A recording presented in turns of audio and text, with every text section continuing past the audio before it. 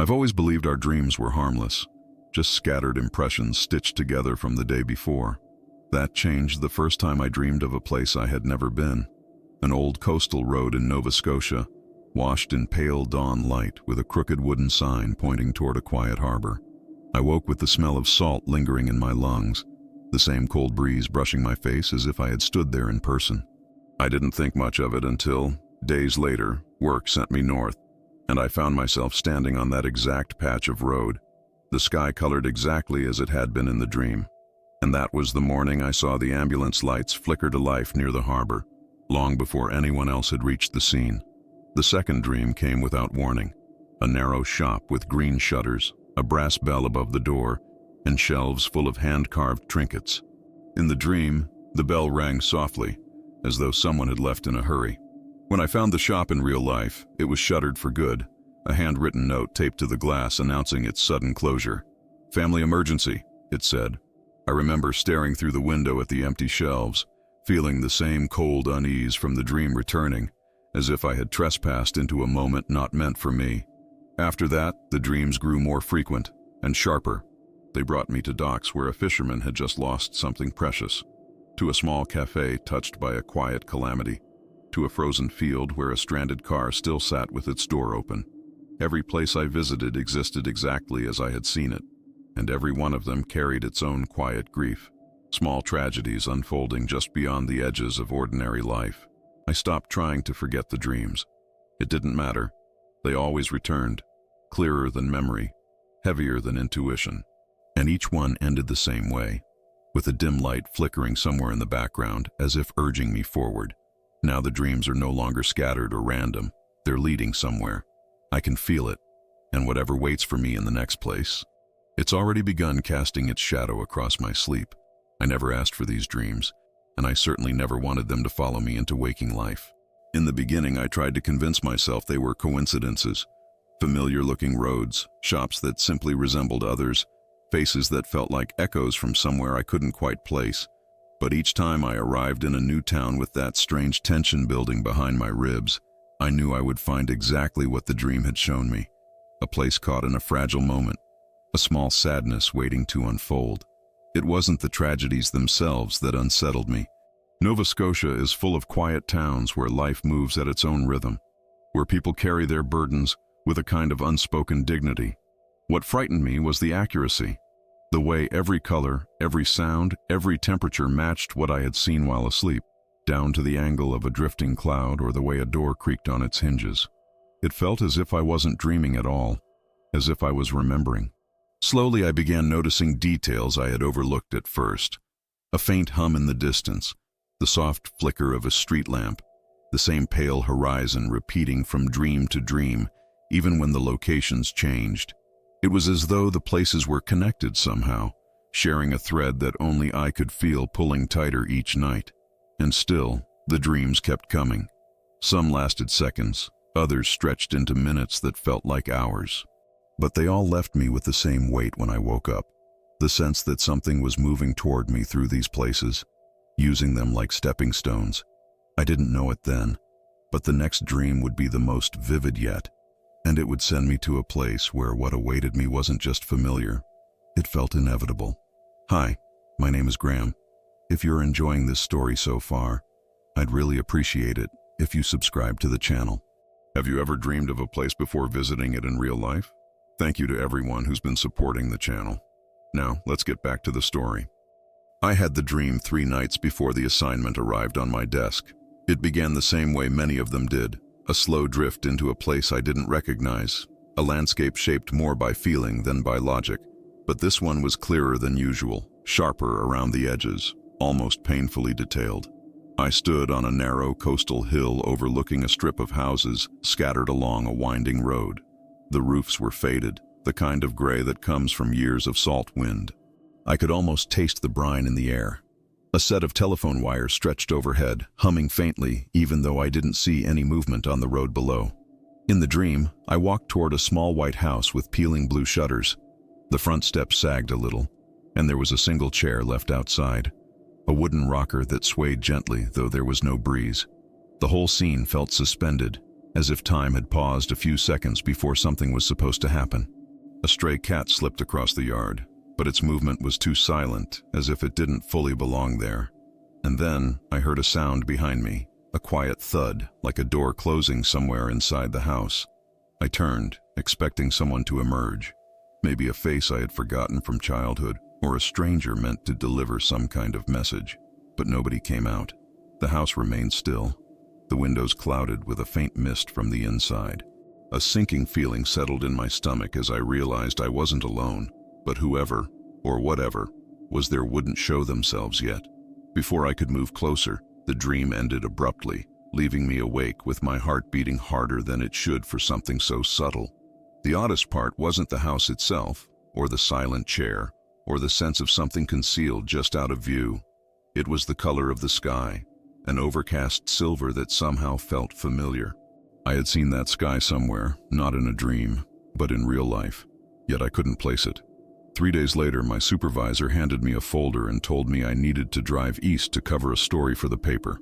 "It's a simple piece," he said, waving away my hesitation. "Human interest. A profile on small coastal communities adapting to the winter season. Shouldn't take more than a day or two." The moment he mentioned the town's name, something clenched inside me. It wasn't a place I knew personally, but I had heard it before, softly spoken somewhere in my memory, as though drifting through one of my dreams. When I looked it up on a map, the shape of the coastline made my throat tighten. It curved exactly like the one from the dream. I tried to reason with myself on the drive there. The brain was strange.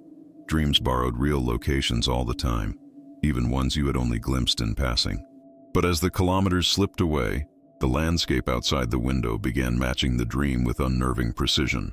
The telephone wires, the slope of the hills, the angle of the coastline as it dipped toward the ocean. By the time I turned onto the narrow residential road, I already knew what I would find there. The White House with the peeling blue shutters waited exactly where it had been in the dream. I parked farther down the street, not sure why. Maybe because I didn't want to approach it too quickly, as if rushing toward it might break some fragile boundary between dreaming and waking. The air smelled exactly the same too, salt mixed with something faintly metallic. And then I saw it. The wooden rocker on the small front step, swaying gently despite the stillness of the wind. A chill crept down my spine. There was no reason for the chair to move. Nothing touched it. No breeze stirred the brittle grass around it. Yet it rocked, slow and steady, as if someone had just stood up from it. I waited there for a long moment, listening for the same quiet thud I had heard in the dream. But all I heard was the soft rustle of distant waves. It would have been easier if the house had been abandoned, but it wasn't. Through the living room window, I saw shadows shifting. Someone was inside. For reasons I couldn't even explain to myself, I knew something was about to happen here. Something small but heavy. Something that would leave a mark the same way every other dream had. And I also knew, with a sinking certainty, that whatever awaited me had already begun unfolding long before I arrived. I stood by the car longer than I should have, pretending to check my notes while watching the house out of the corner of my eye. It wasn't fear that held me in place. It was the sense that I was about to interrupt something already in motion. The rocker had finally stilled, but the unease it left behind lingered like a faint tremor in my ribs. I kept telling myself I was overreacting, projecting the dream onto reality, but each detail aligned too precisely to dismiss. Eventually, I forced myself to walk toward the house. The gravel crunched under my boots, louder than it should have been. When I reached the front step, I hesitated. Up close, the house looked older than it had in the dream. Paint curled away from the shutters in thin flakes, and the wood beneath them was soft from years of storms. A faint smell of dampness drifted from somewhere I couldn't pinpoint, the kind that comes from a home that's endured one too many winters.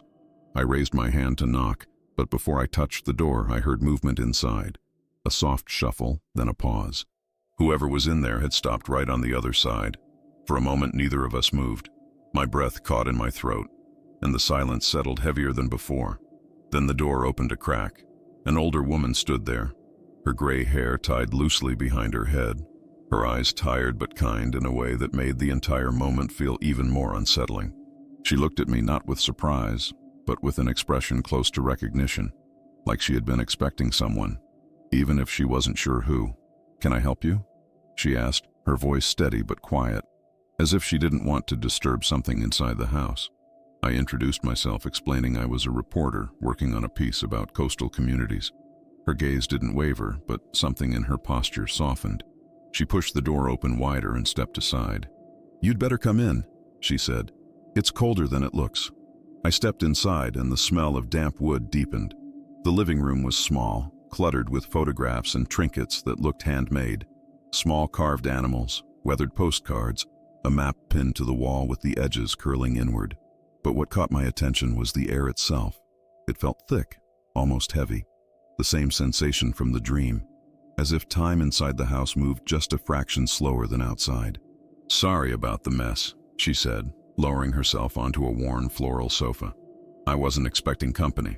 I told her it was no trouble at all. She studied me with an expression that was hard to read, part curiosity, part something else I couldn't place. "You look pale," she noted. "Long drive?"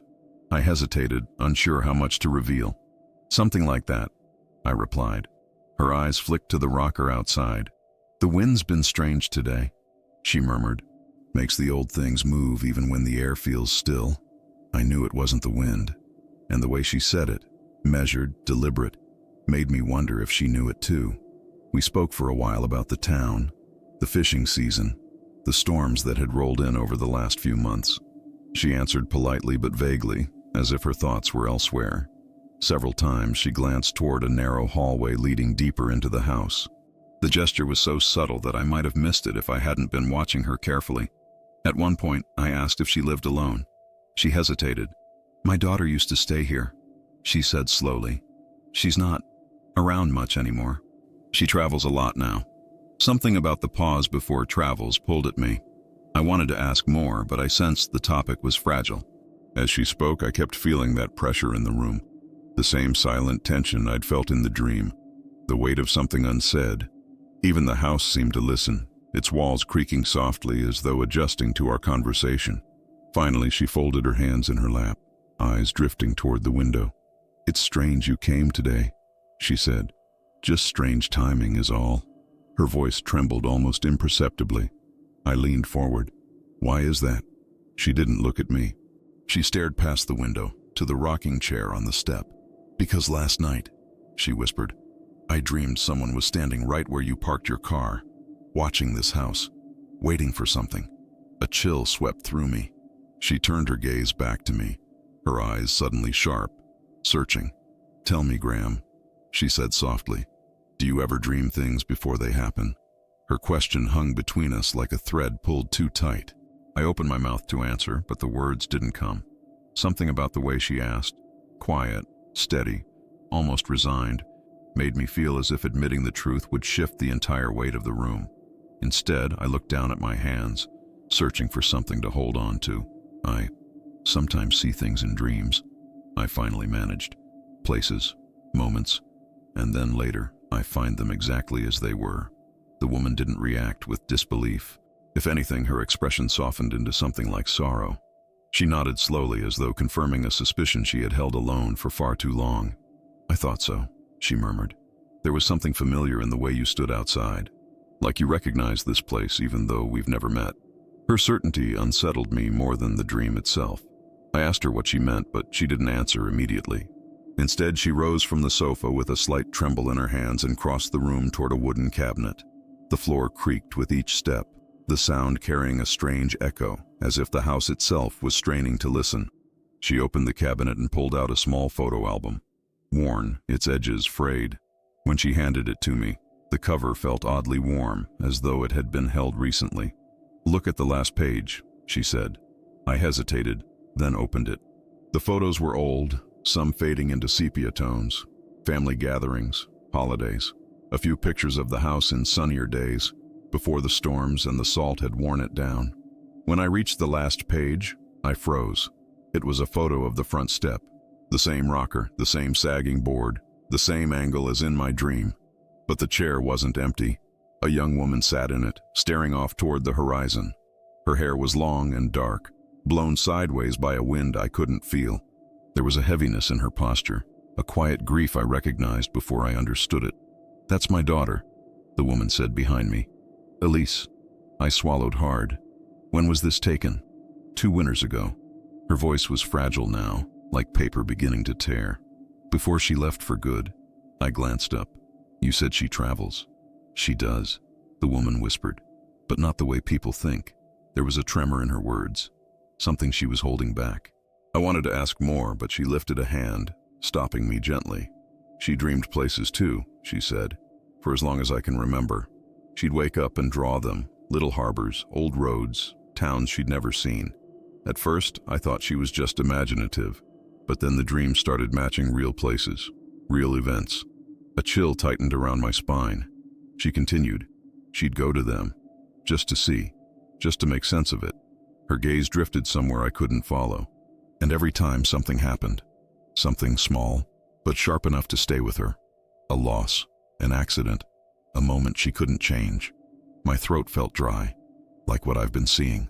She nodded, tears welling in the corners of her eyes. One day she dreamed this house, and she saw someone at the door, someone standing where you stood in the dream you described. Her voice cracked. After that dream, she was never the same. She said someone would be coming, someone who could see what she saw, someone connected to the places she dreamed.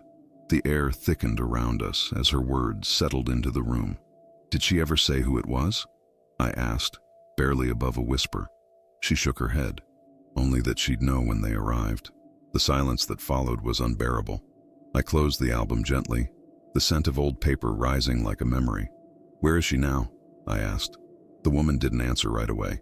She walked to the window, staring out at the rocker again, now motionless, framed by the silver sky. I don't know, she said softly. She left after her last dream. She told me she had to follow it, that something terrible was waiting there, something meant for her. She turned toward me, eyes glistening. And now you're here, she said, standing in the very place she dreamed before she disappeared. A coldness I couldn't shake settled deep in my chest. It felt as if the dream wasn't finished with me, and neither was whatever had taken her. I stayed in the woman's living room long after the conversation had shifted into silence. She sat quietly near the window, her hands folded, eyes unfocused, as though looking at something only she could see. Outside, the sky had deepened into a soft gray that pressed against the glass, making the room feel smaller, enclosed. I kept thinking about the photograph, the angle of the chair, the certainty in her voice when she spoke about her daughter's dreams. Elise. Even her name felt heavy, like a memory I hadn't lived. The woman finally broke the silence. She always said the dreams weren't warnings, not exactly. More like markers on a road she didn't choose, places that held something she was meant to witness. Her words drifted, fragile and tired. I leaned back in the chair opposite her, trying to piece together a version of this I could actually understand. But nothing fit cleanly. Every explanation I tried to build fell apart as soon as I touched it. Do you know where she went? I asked. She shook her head slowly, just that she followed the dreams, that they became more frequent, more insistent. She said she felt pulled toward them, like threads tightening around her. The last dream she told me about was vague, but she said it scared her more than any of the others. My pulse quickened. Did she describe it? She said it was a place by the coast.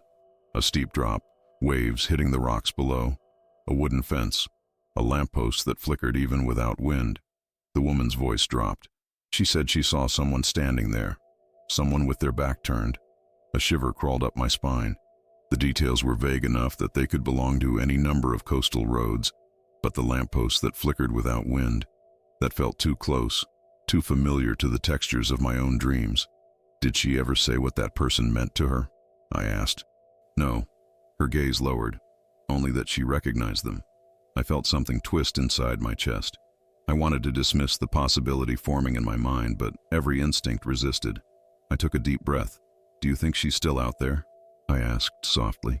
The woman didn't look at me, but the slightest tremble in her shoulders told me the answer before she spoke. I tell myself she is, she whispered. I need to believe she is. I wished I could offer something, certainty, hope, even a lie if it would steady her.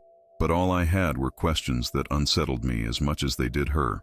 The room felt colder now, as though the house itself absorbed the gravity of our words. I'd like to see her old room, I said suddenly, surprising even myself. The woman blinked, a flicker of hesitation crossing her face. Why? I don't know, I admitted. Maybe there's something there. Something she left behind. And she studied me for a long moment.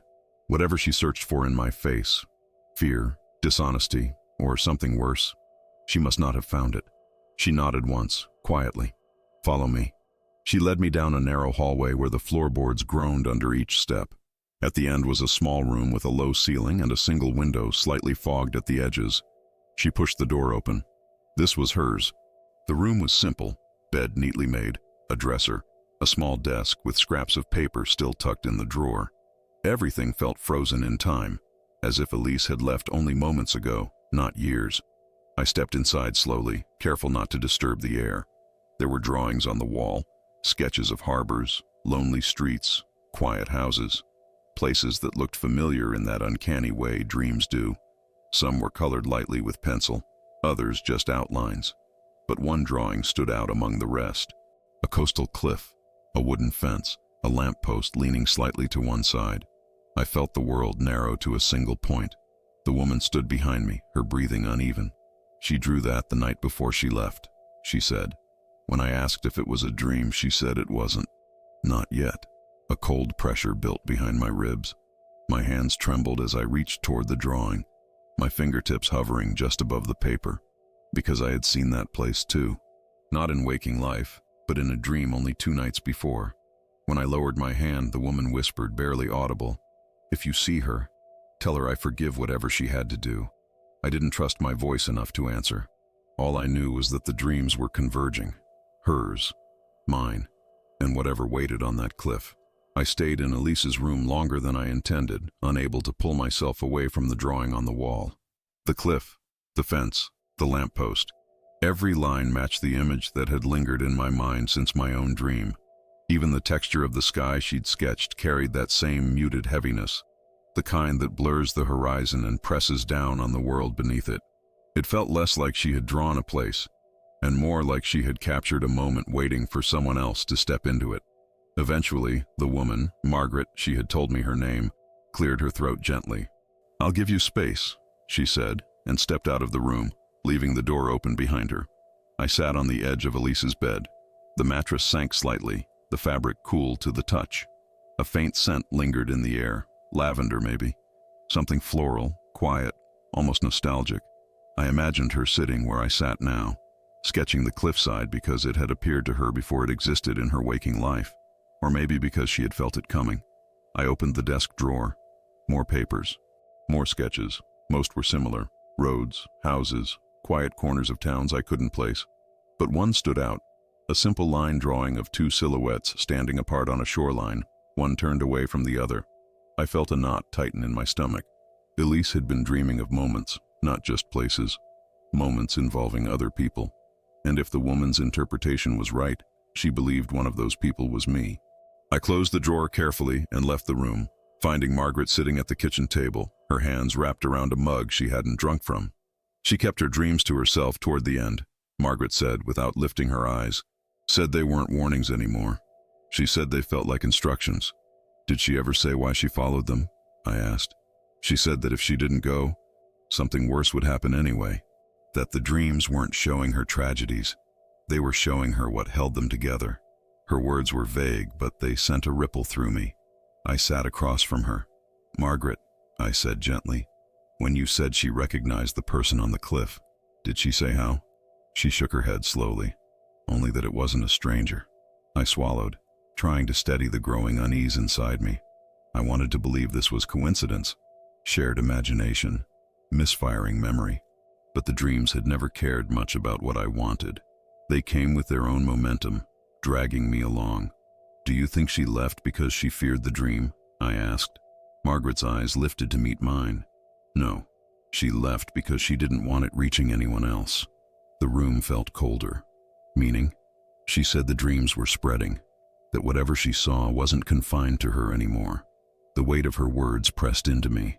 I rubbed my palms against my knees, searching for warmth. "Margaret, I saw the cliff," I whispered. 2 nights ago." Her breath caught, a sound so small it barely echoed. But the look in her eyes, the quiet resignation, hurt more than shock would have. "She knew someone would," she murmured.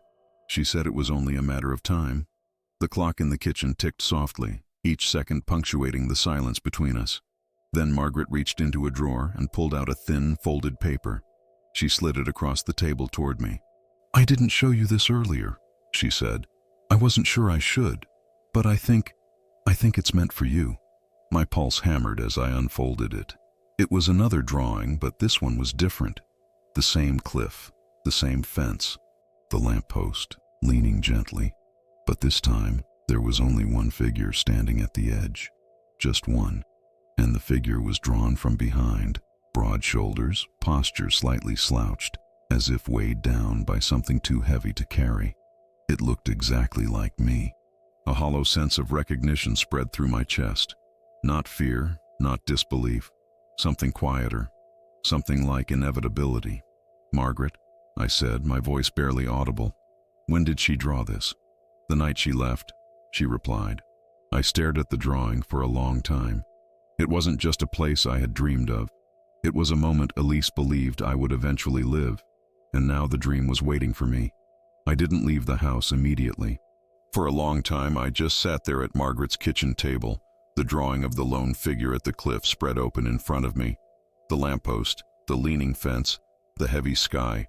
It was all too precise, too deliberate. Elise hadn't been guessing. She hadn't been interpreting. She had known. Somehow she had known exactly what I would see, or what I would become. Margaret rose to refill her untouched mug of tea, though she didn't drink from it again. Her movements were slow, the kind that come from carrying a weight that has no real place to rest. I could feel her watching me as I studied the drawing, but she didn't interrupt. She seemed to understand that whatever I was struggling with wasn't something she could solve for me. Finally, I folded the paper carefully and slid it back across the table. "Can I make a copy of this?" I asked. Margaret looked startled. You want to take it with you?" "Not the original," I said gently. "Just a photo. I need to look at it later, to remember the details." She hesitated, her breath catching as though the idea pained her, but then she nodded, slowly. "You may," she said. "Just don't lose it." It's the last thing she drew. Her voice cracked at the end. I didn't comment. Some grief doesn't want comfort, only space. I photographed the drawing with my small point-and-shoot camera, making sure every line was clear. After I clicked the shutter, I lowered the camera and studied the image again. It felt different in the photograph, more distant, more like a message than a memory. Margaret sank into her chair. "She always said she wasn't afraid of the places," she murmured. "She said she was afraid of why she was being shown them." "What do you think that reason was?" I asked. She shook her head. "I'm her mother. I'd like to say I understood her better than anyone, but I don't think I ever did." The house groaned softly as a wind moved outside, rattling the shutters. The sound felt familiar somehow, like the shiver I'd felt in the dream when the rocker moved. I didn't know whether the house itself was reacting to our conversation, or if the storm clouds gathering outside were making everything inside feel a little more fragile.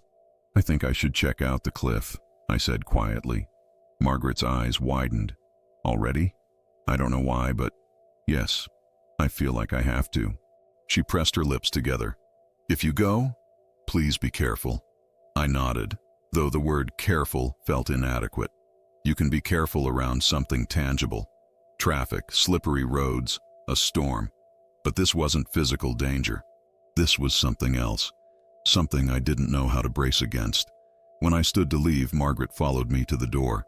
The rocker on the step didn't move this time, but the air around it felt charged, as though it remembered the dream even if no wind touched it. Before I stepped outside, she placed a hand on my arm. "Graham," she said softly, "if you see her, tell her she doesn't have to keep walking toward these things alone." I swallowed hard. "I will." She opened her mouth to say something else, but the words never came. Instead, she gave a small, resigned nod and closed the door behind me. I walked to my car, the photograph still in my jacket pocket, its edges brushing against my chest with every movement. The sky had darkened further, a bruise-colored haze drifting in from the ocean. It was early afternoon, but everything looked dimmer, as if the day had skipped ahead to twilight without telling anyone. As I started the engine, I glanced at the house one last time.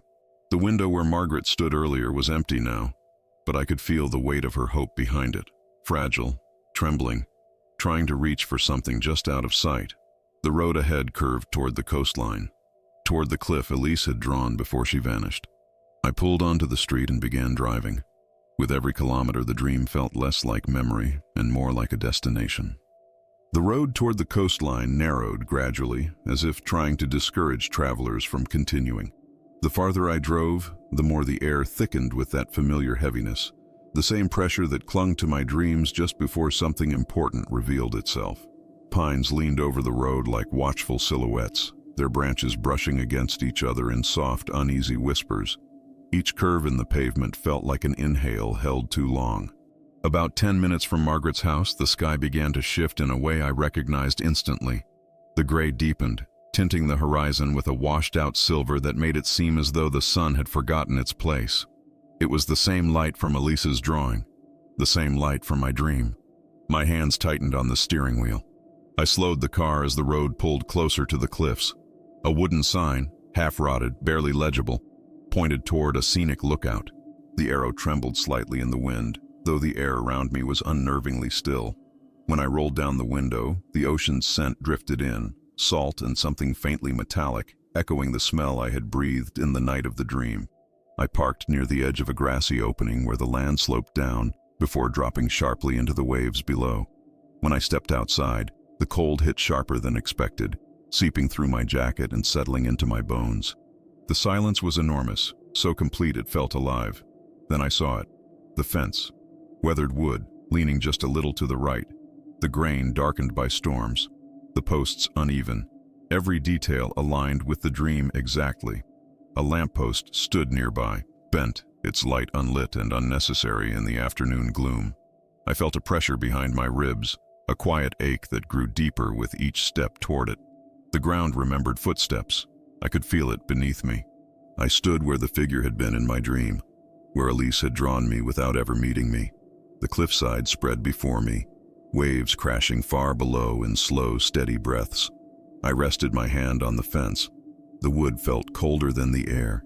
For a long moment, I didn't move. The world around me felt paused, suspended in that uncanny quiet reserved for moments that haven't fully decided what they're going to become. I didn't know whether I was supposed to look for Elise, for a sign she had stood here before me, or for whatever she had feared. What I felt instead was a peculiar sensation, like standing inside the echo of someone else's memory. Then something shifted behind me. A sound. Soft, like a footstep pressing into damp grass. I turned quickly, heart thudding, but the road was empty. The trees stood still. No wind, no movement. Just the faintest impression, almost imagined, of someone having been there a moment earlier. The air settled again, but the tension didn't fade. It followed me as I moved closer to the lamppost, its metal dulled by salt. I touched it lightly. It swayed, just slightly, as though recognizing a gesture it had been waiting for. The feeling sharpened. I wasn't the first person to stand here, and I wasn't meant to be the last. Whatever Elise had seen on this cliff, whatever had pulled her here, wasn't finished. Not with her. And now, not with me. I stayed near the lamppost longer than I intended, tracing the curve of the metal with my fingertips. There was a tiny notch on the side, so small it could have been overlooked 100 times, but something about it held my attention. A scratch, almost like a nail or a ring had caught against it. Fresh enough to feel sharp, but weathered just enough to blend with the salt-stained surface. It wasn't old, and I had the sudden and unmistakable impression that someone else had touched this exact spot recently. Elise.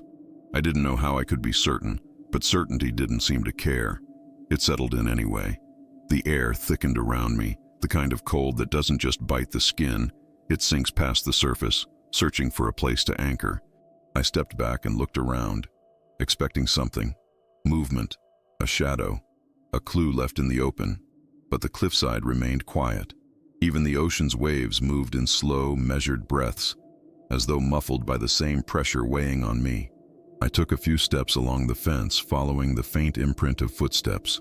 Small, shallow dents in the grass that could have easily belonged to anyone, but they trailed in a pattern that felt deliberate, not random.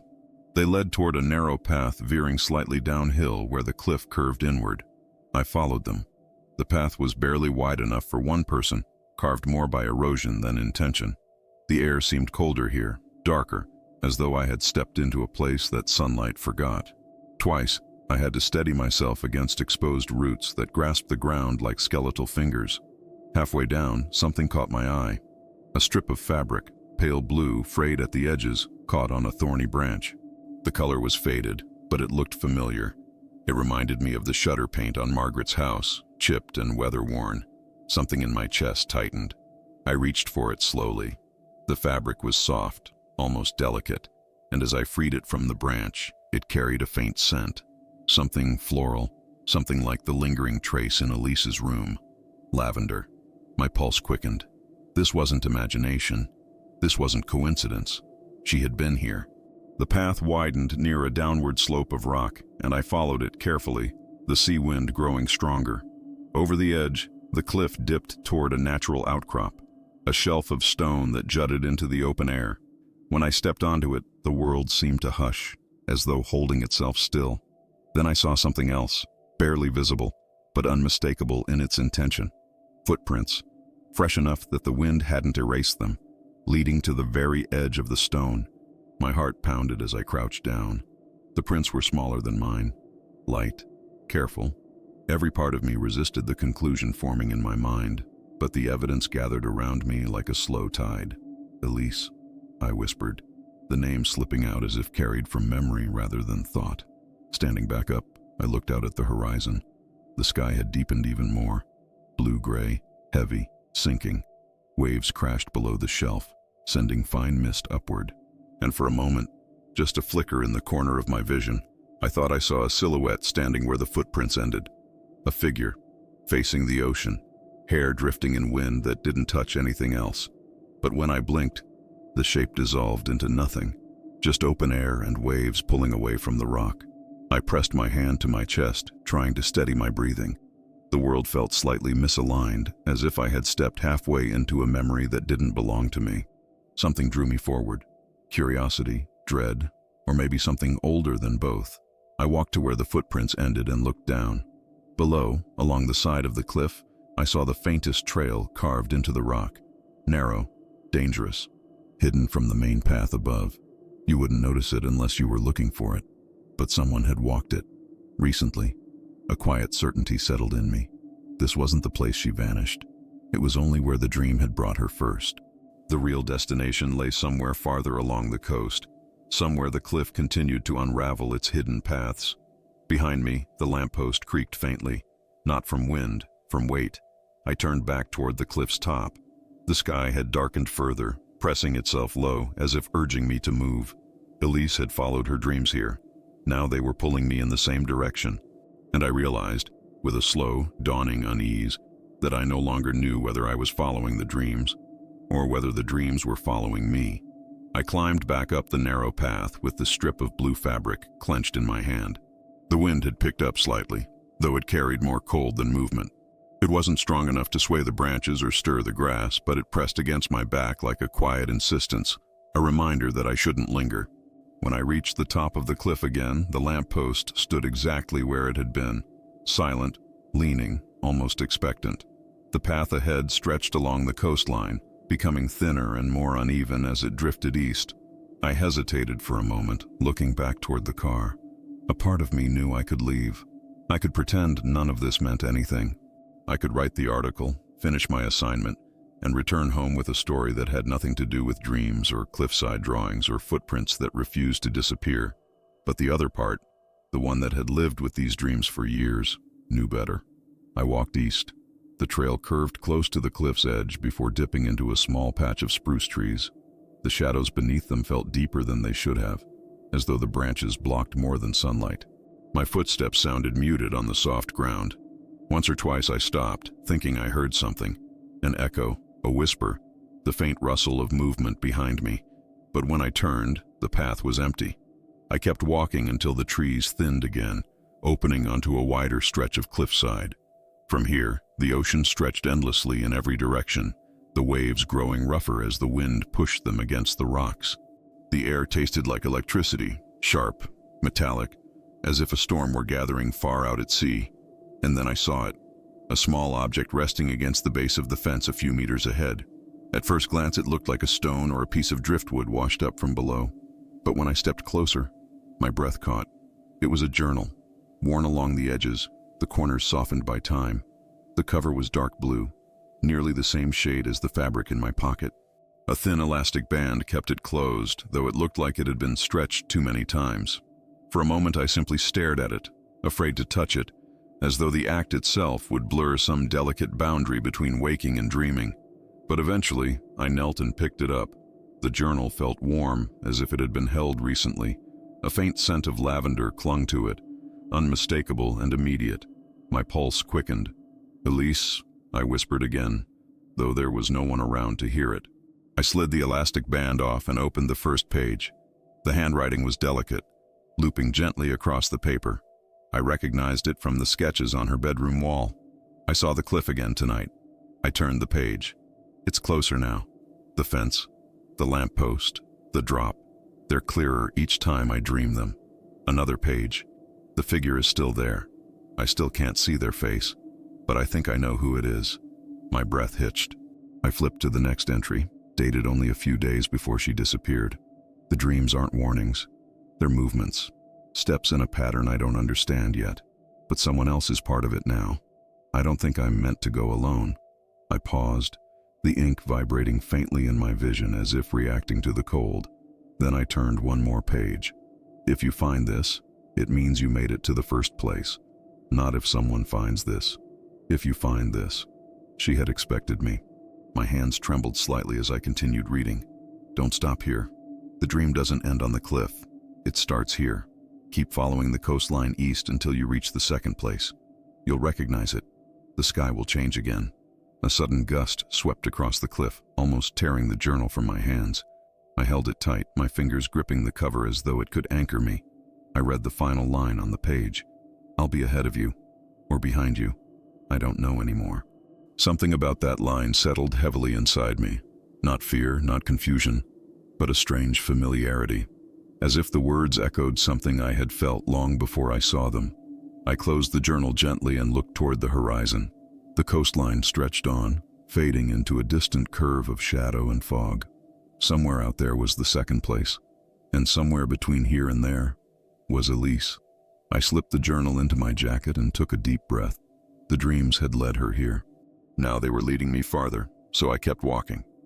The coastline grew harsher as I moved east, the cliffs rising and falling in jagged rhythms like the ribs of some ancient animal buried beneath the land. The wind picked up, shifting in uneven bursts that carried a faint whistle, almost musical, almost familiar. The journal inside my jacket tapped lightly against my ribs with each step, the steady pressure grounding me even as the path narrowed to a thin strip of earth hugging the cliff's edge. I checked the sky as I walked. Elise's last note replayed in my mind. You'll recognize it. The sky will change again. The horizon remained the same washed-out gray as before, but there was a subtle distortion in the far distance, something like a gradient forming, faint but present, as if a curtain of lighter air waited just ahead. My pulse quickened. The trail curved around a cluster of boulders streaked with salt and lichen. As I rounded them, the landscape opened suddenly into a flat, grassy clearing perched above the water. It was almost circular, with a single dead tree at its center, its branches brittle, stripped bare by years of storms. The tree tilted toward the ocean, frozen in a posture that made it look as if it were listening. Something about it felt familiar, not from Elise's drawings, and not from my dreams, but from a memory I couldn't place. The kind that sits at the edge of recognition, waiting for the mind to catch up. I approached the tree slowly. The wind didn't reach this clearing. It was sheltered somehow, though there were no cliffs or trees blocking its borders. The air here felt suspended, a little heavier, a little thicker, as if the clearing had carved its own pocket out of time. And then I noticed it. Carved into the trunk of the dead tree was a symbol, a single line curving downward, intersected by a shorter line at an angle. Not quite a letter, not quite an arrow, more like a fragment of something larger. The wood around the carving was lighter than the rest of the tree, untouched by rot. I reached out and brushed it with my thumb. A strange sensation rippled through me. Not pain, not cold, but a quiet recognition. The same feeling I'd had when I first looked at Elise's drawing of the cliff. I stepped back, unsettled, On the ground beside the tree, partially buried in the grass, something caught the light. I knelt and brushed aside the dirt. A small metal object emerged, a pendant on a broken chain. The pendant was shaped like a teardrop, etched with the same symbol carved into the tree. I swallowed hard. "Elise," I whispered again, though the clearing remained silent. I lifted the pendant into my palm. It was cold, colder than the air around it, but it warmed quickly, as if reacting to my touch. I held it tightly, feeling an uncomfortable pressure beneath my ribs, a sensation like anticipation or warning. Then the sky shifted, not abruptly, not dramatically. The change was gentle, almost delicate. The gray softened into a muted blue, the kind that looks diluted by mist. A beam of pale light broke through the clouds, illuminating a point farther down the coast, a small indentation in the land where the cliffs dipped lower into a cove. That was it. The second place. The clearing, the pendant, the symbol. They were markers, just as Elise had said. Pieces of a pattern woven across the coastline. But a question lingered. Was I following her path, or stepping into mine? I slipped the pendant into my jacket with the journal and turned toward the illuminated cove. Each step felt heavier now, as if the land itself were testing me, judging whether I belonged on this path. The air shifted again, warmer for a moment, then sharp and cold. The change felt intentional, not natural. As I approached the dip in the cliffs, the wind returned, swirling around me in a pattern that almost resembled breath. Inhale, exhale, inhale. Like something unseen was pacing beside me. Near the edge of the cove, I spotted it, a narrow footbridge made of old timber, weathered but intact, crossing a small gap between two rock shelves. It wasn't visible from the trail above. You had to be standing here, in the exact angle of Elise's dream, to notice it. The boards creaked softly in the wind, but not in a random rhythm. The pattern was measured, almost steady, almost like footsteps. I stepped closer, heart pounding. This was the second place. The sky had changed, and something waited on the other side of that bridge. Not danger, not salvation. Something heavier, something Elise had walked toward, and now, inevitably, so was I. The footbridge felt older up close, its wood grayed and worn, softened by years of salt air. A faint layer of moss clung to the underside of the planks, and the handrail, if it could still be called that, was little more than a series of uneven posts strung together by what remained of a rope. Crossing it didn't feel like stepping into danger. It felt like stepping into someone else's memory, one I had been led to without fully understanding why. I placed my foot on the first plank. It groaned, but didn't give. The boards felt colder than the air, the kind of cold that seemed to seep upward rather than downward. I tightened my grip on the rope as I walked, each step echoing faintly in the narrow space beneath me, where the ocean channeled its breath through a crevice in the rock. Halfway across, the wind stilled, completely. The silence pressed in with a familiar weight, the same tension I had felt at the cliff, and in the dream, and in Elise's room. It was the kind of quiet that made you feel watched, not in a threatening way, but in a way that suggested something was waiting for you to notice it. I reached the other side and exhaled slowly. The land beyond the bridge opened into a narrow plateau overlooking the cove.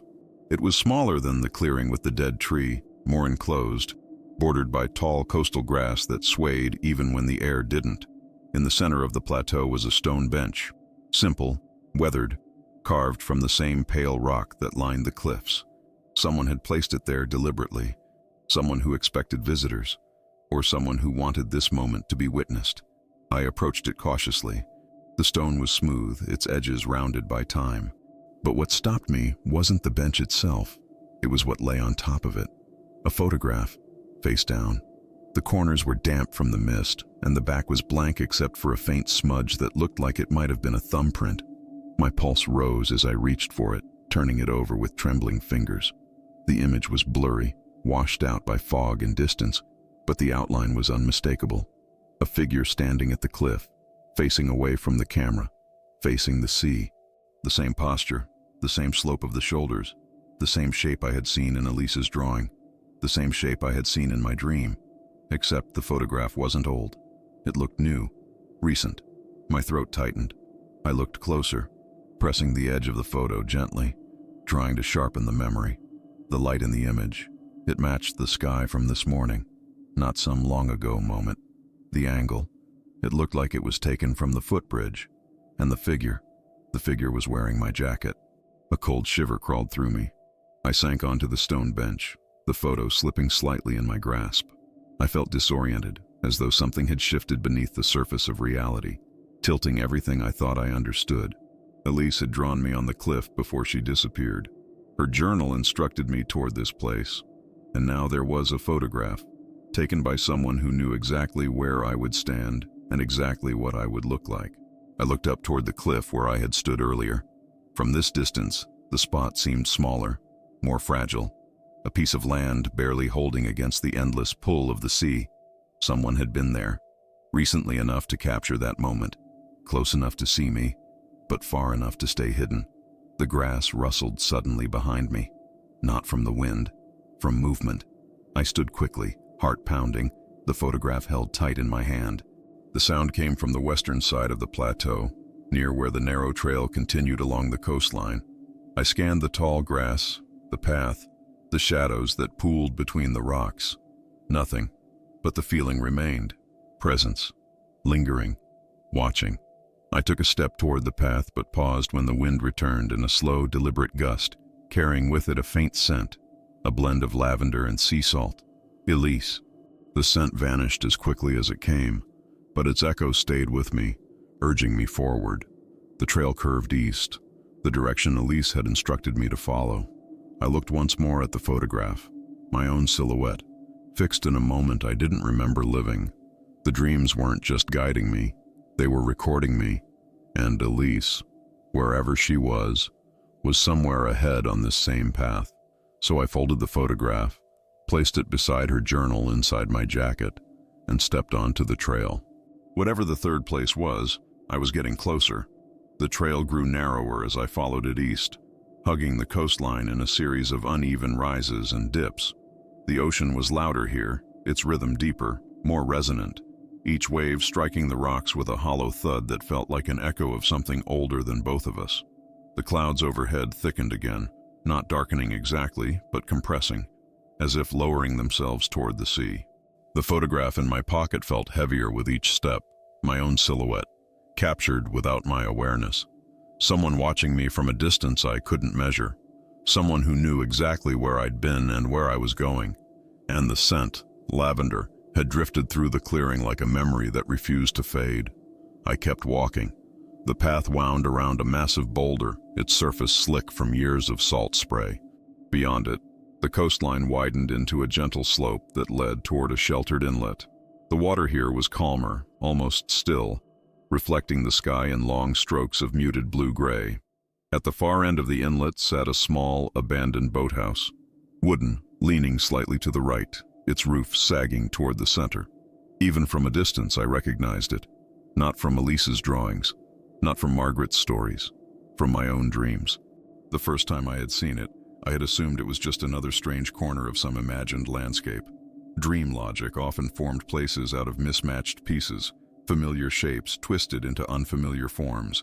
But now, standing at the edge of the inlet, I knew with a certainty that this was the second place Elise had walked toward.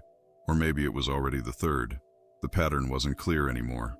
Time wasn't moving in straight lines here. I approached the boathouse slowly. Its door hung crooked on rusted hinges. One window was cracked, shards of glass glinting faintly inside the frame. A set of wooden steps led down to the water, though the last two had broken off, sinking partially into the mud below. I stepped onto the platform carefully, testing the boards beneath my weight. They creaked but held. The air inside smelled like damp cedar and cold metal. Dust floated in thin lines where the light filtered through the cracks in the roof. On the far wall, a row of hooks hung empty except for one, holding a single weather-worn scarf. Blue, faded, frayed at one end. My breath caught. It matched the strip of fabric I had found snagged on the branch near the cliff. Same color, same texture, same softness that carried the faint scent of lavender. Elise, I whispered again, but the boathouse remained silent. I reached for the scarf. It felt cold in my hand, but not abandoned. More like it had been left intentionally, placed rather than forgotten. A breadcrumb on a trail I was only just learning how to follow. As I stepped back, something shifted behind me. A soft creak. Slow. Measured. I turned sharply toward the doorway, but no one stood there. The inlet was empty, the water barely rippling. The sky had dimmed further, though I couldn't tell whether it was from the clouds or something else. Something in the atmosphere felt stretched, as if the world had been pulled slightly out of alignment. I stepped outside, scanning the area.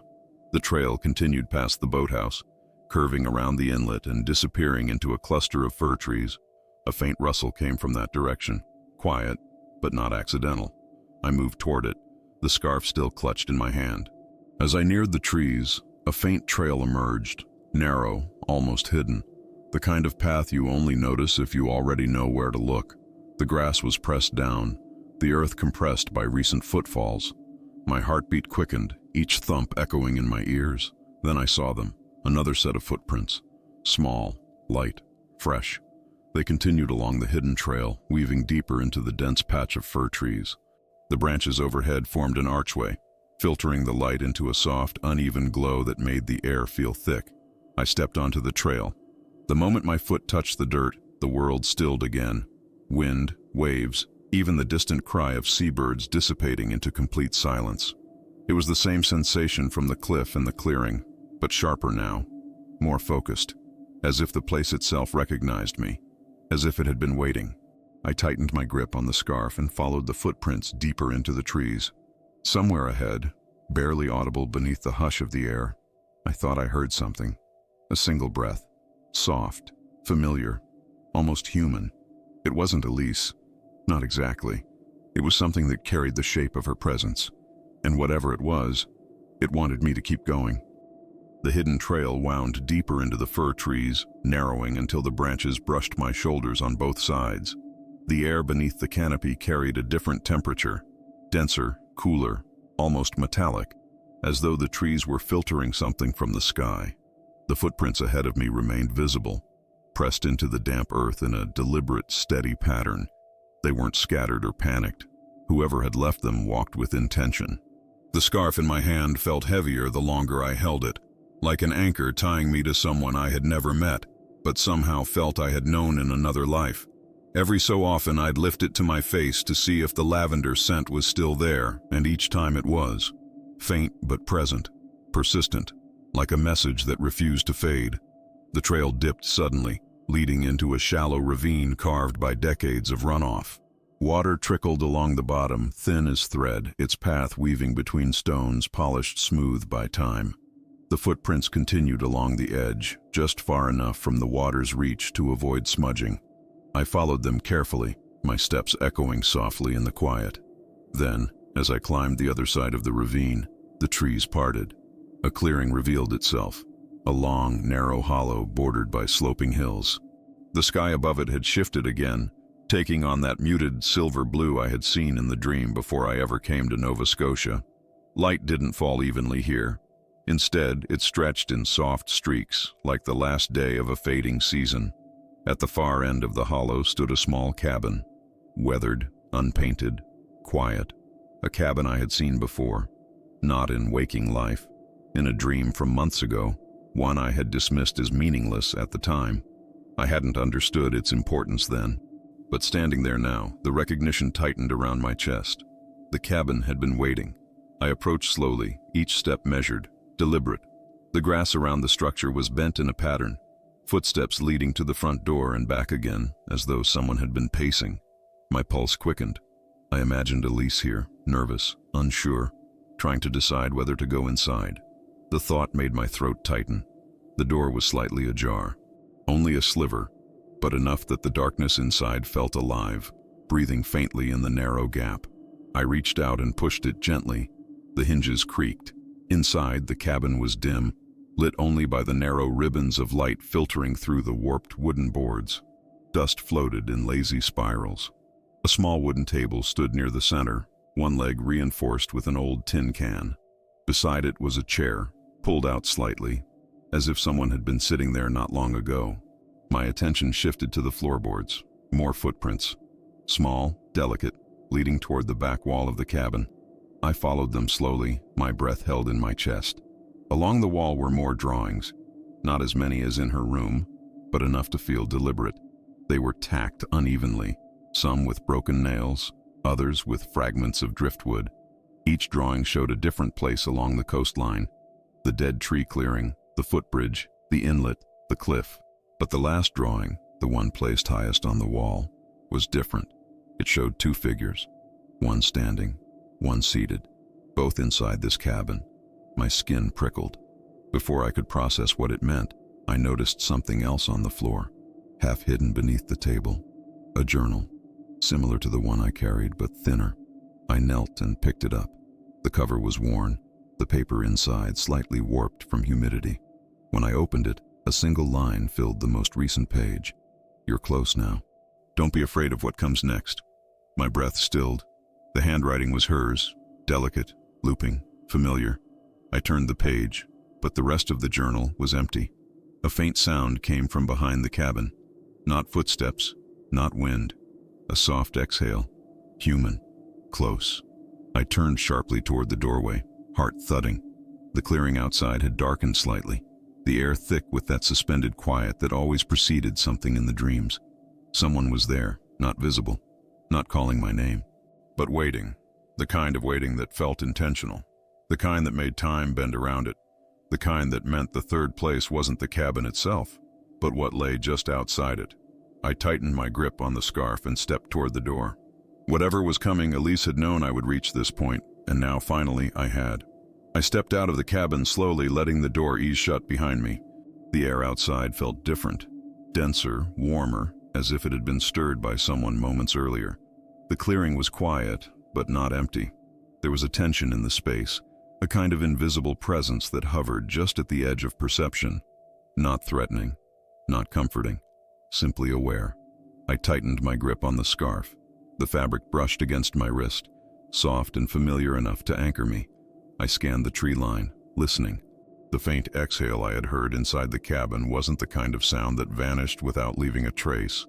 A branch shifted, not loudly, just enough. My breath caught. I turned toward the sound, my eyes adjusting to the dimming light beneath the fir trees. At first nothing stood out, just the shadows, layered and unmoving. But then one of them shifted, not forward, not back, but sideways, like someone stepping lightly across soft earth. "Elise," I said quietly, not expecting an answer. Not really ready for one. The silence that followed wasn't empty. It was full, heavy in the way a held breath feels heavy. I took a step forward. The ground beneath my boots gave the faintest crunch, and the sound seemed too loud in the quiet. Just as I reached the edge of the clearing, something caught my eye. A small glint near the base of a tree. I crouched to look more closely. Half buried in the soil was a thin metal object. I brushed away the dirt. A key. Silver, simple, only slightly rusted. Attached to its ring was a tag worn nearly smooth by time, but faintly, just barely legible. A word had been etched into it. Second. A chill swept up my spine. Elise had been here. She had left this deliberately. The key wasn't meant for her. It was meant for whoever followed. For me. I slipped the key into my pocket and rose slowly. When I did, I noticed something else. A trail. Hard to see at first, nearly invisible, but present once I adjusted my focus. The grass bent not from wind, but from repeated passage. Light footsteps, careful footsteps. I followed it. The trail curved behind the cabin, winding through the trees in a narrow arc. The scent of lavender drifted faintly again, so soft it felt imagined. I pushed deeper until the trees opened into a steep slope descending toward a shallow creek. The water glimmered in streaks of fading light, reflecting a sky that had shifted once more into muted gold and gray. The slope was steep, but the footprints descended steadily. I followed them down, each step slower than the last. Something in the air felt charged, as if the place remembered something important happening here, as if the ground itself held a story I wasn't ready to hear. At the bottom of the slope, the creek ran quietly, carrying thin leaves along its shallow current. A small wooden footpath crossed it, nothing more than 3 planks held together by rusted nails. The footprints continued across it. Halfway over the creek, I paused, because lying on the last plank was another object, a small smooth stone with a single symbol carved into it, the same one on the pendant and the dead tree. A curved line intersected by a shorter one, a fragment of something larger, a fragment meant to come together only piece by piece. I picked up the stone. As soon as my fingers closed around it, the wind rose abruptly, sweeping through the clearing in a single, deliberate gust. It brushed past me like someone walking by, then vanished as quickly as it came.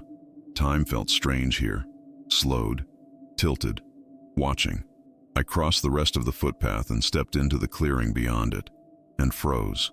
There, on the other side of the creek, stood a figure. Not close, not clear, just far enough that I couldn't make out their face.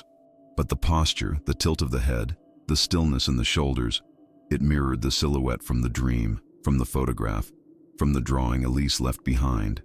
I took one step forward. The figure didn't move. My heart hammered. "Elise?" I said again, softer this time, almost a whisper. The figure turned slightly, not fully toward me, not fully away, just enough that their outline seemed to shift with the fading light. And then, before I could take another step, they stepped back into the trees, not fleeing, not lost, but leading, as if inviting me toward the final place, toward the moment the dreams had been guiding to all along. And something inside me already knew I was going to follow. I stood at the edge of the creek for a long, suspended moment, watching the place where the figure had disappeared.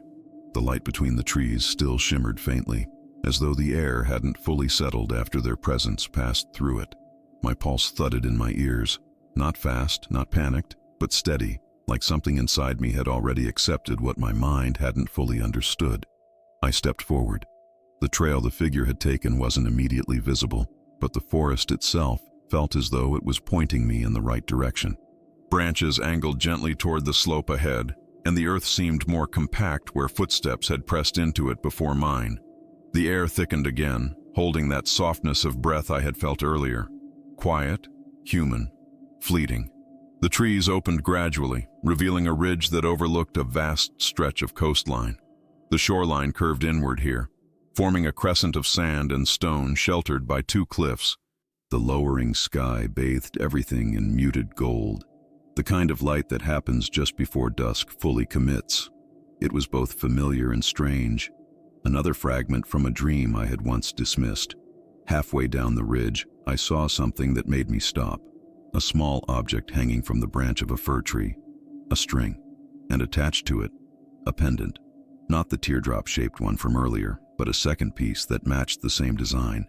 It was lighter in color, etched with the same symbol, the curved line intersected by the shorter one.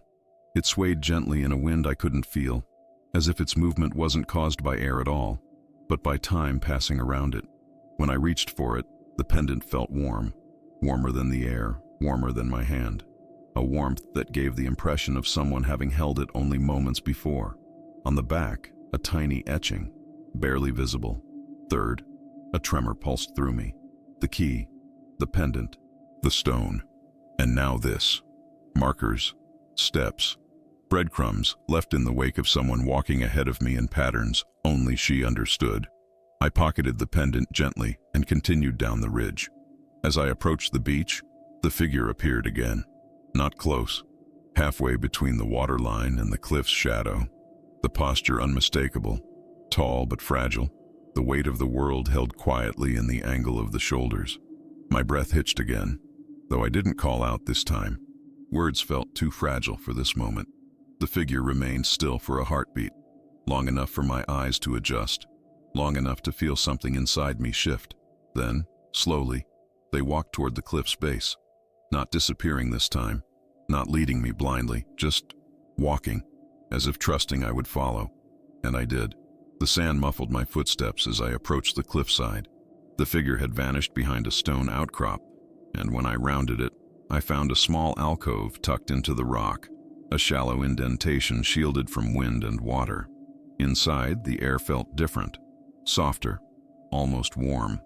At the center of the alcove lay a folded sheet of paper. My stomach dropped. It wasn't old. It wasn't weathered. It hadn't been here long. I knelt and unfolded it carefully. The handwriting was unmistakable. Elise, if you're reading this, you've reached the end of the path they showed me first. My fingers trembled as I continued. I don't know if I am leading you or if we are walking the same road from different sides of time, but I know you were meant to find this. A soft breeze brushed the alcove as though responding. The places aren't warnings, they are recordings. Moments that echo forward until the right person arrives to understand them. I swallowed hard. The word recording settled in my chest like a quiet truth. Another line. You saw the cliff before you reached it. I saw this place before I disappeared from everything else. The next words were written more softly, as though she had hesitated. If we don't meet here in the days you walk this path, it means I am somewhere slightly out of reach. Not gone, not lost, just offset. Offset, like a shadow moving before the body, like a dream arriving before the moment. I read the final line twice before I could breathe. Keep going east until the shoreline begins to bend inland. That is the last place. The moment everything aligns. I lowered the paper slowly. Behind me, the ocean breathed. In front of me, the path waited. And somewhere between those two things, Elise existed. Not vanished, not erased, just displaced in a way the world wasn't built to measure. I stood, folded the note, and looked toward the horizon. One last place. Whatever awaited there, it was hers. And now it was mine too. I followed the coastline east until the land curved inward, softening from steep cliffs into long stretches of wind-shaped grass. The sky settled into that muted silver blue the dreams had taught me to recognize. An in-between color, something that didn't belong to day or evening. I walked until my legs trembled and the cold pressed deeper into my bones, but the feeling guiding me never wavered. It was steady, familiar, almost gentle. When I finally reached the place Elise had described, I knew it instantly. A quiet inlet, shaped like a crescent, a single rock rising from the sand, a lamppost far in the distance, barely visible through the haze. It wasn't dramatic. It wasn't frightening. It just existed, waiting for me as though it had always been part of my path. I stood there for a long time, breathing in the cold, salt air, listening to the soft pull of the waves. There were no signs of her, no footprints, no scarf, no pendant, no journal pages scattered by wind. But I felt her presence in a way that wasn't physical, like a memory unfolding or a voice carried just beneath the surface of silence. I didn't call her name. Somehow I knew she wouldn't answer. Not here, not yet. Whatever had happened to Elise wasn't an ending. It was a shift, a displacement, something just a little outside the lines of ordinary time. Eventually I reached into my jacket and unfolded her final note. The moment everything aligns. I read the words twice, then lowered the page and looked at the horizon. A faint flicker of light shimmered far out at sea, brief, quiet, almost like a reflection of something that hadn't arrived yet. And for the first time I understood. The dreams weren't finished. Not hers, not mine. And somewhere ahead, along a path only the two of us could follow, our timelines were still trying to meet.